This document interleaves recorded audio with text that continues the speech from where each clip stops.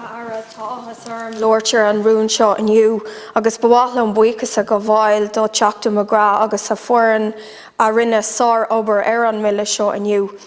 Ara, you may recall that the famous UK Labour parliamentarian Tony Benn developed 5 questions which he proposed should be at the heart of any democratic process, particularly when they relate to the holding of the powerful to account. These questions apply equally to institutions that wield power over the public, such as An Taisce. And the 5 questions are as follows. What power have you got?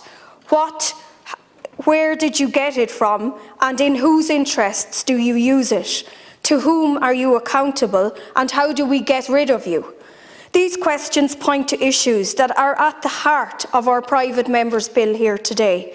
Whatever our individual views on An Taisce, we should all ask the question, in whose interests do you use your power?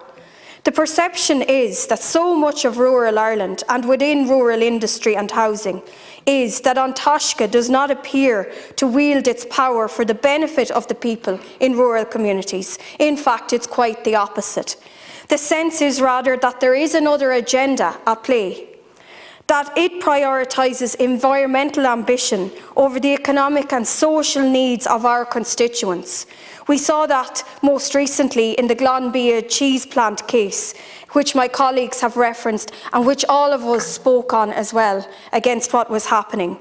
And that was to stop economic progress. And that was to cause farming families more distress if An Taisce had to get his way there.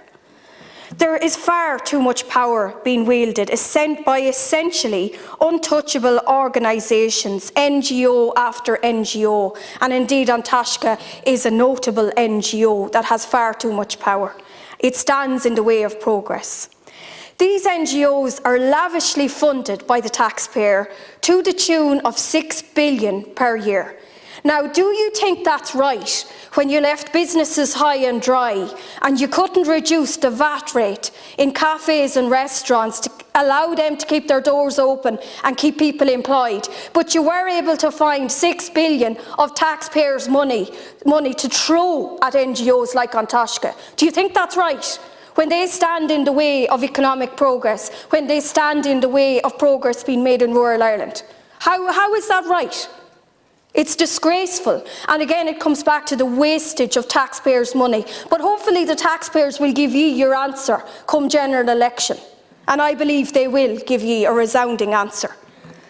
We see this, and we see it against the wishes of the people.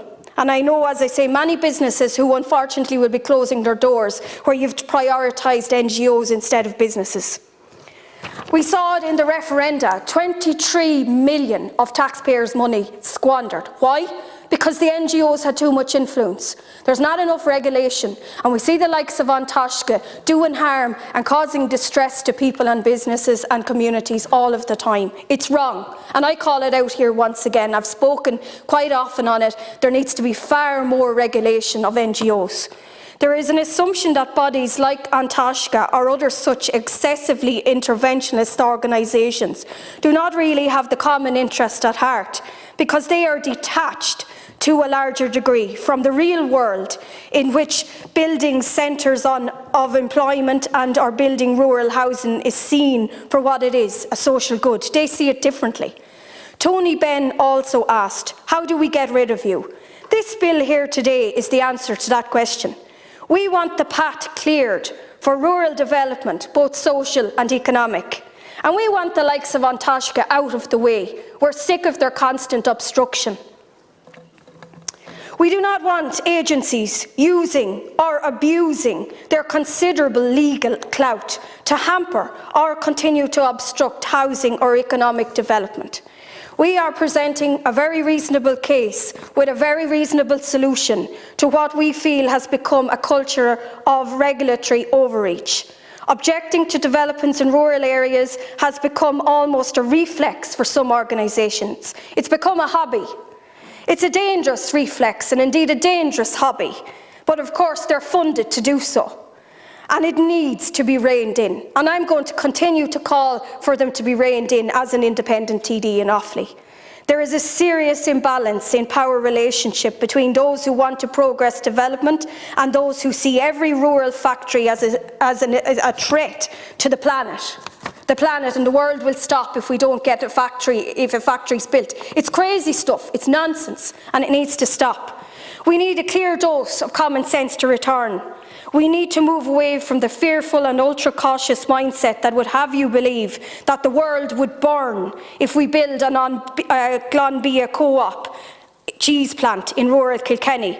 I've seen too much nonsense of this in my own constituency with Banagher Chilling, and it's standing in the way of progress. It needs to be resisted, and if rural TDs and government are serious about economic development, put your money where your mouth is, take it from the NGOs and give it to the businesses. Garv Magat.